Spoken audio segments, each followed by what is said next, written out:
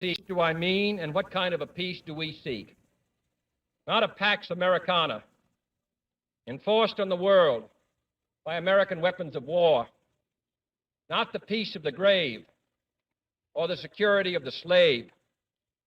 I am talking about genuine peace, the kind of peace that makes life on earth worth living, the kind that enables men and nations to grow and to hope and build a better life for their children. Not merely peace for Americans, but peace for all men and women. Not merely peace in our time, but peace in all time. I speak of peace because of the new face of war. Total war makes no sense in an age where great powers can maintain large and relatively invulnerable nuclear forces and refuse to surrender without resort to those forces.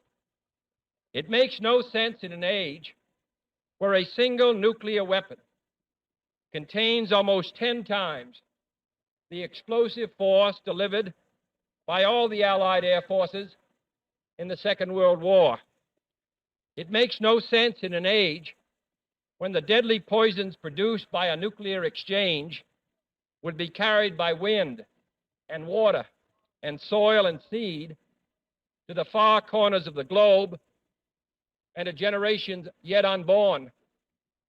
Today, the expenditure of billions of dollars every year on weapons acquired for the purpose of making sure we never need them is essential to the keeping of peace.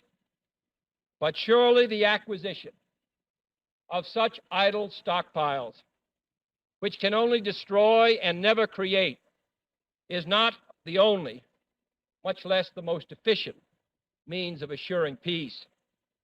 I speak of peace, therefore, as the necessary, rational end of rational men. I realize the pursuit of peace is not as dramatic as the pursuit of war, and frequently the words of the pursuers fall on deaf ears, but we have no more urgent task.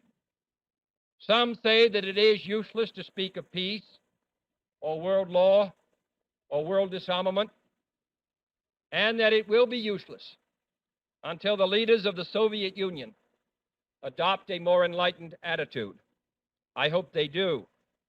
I believe we can help them do it.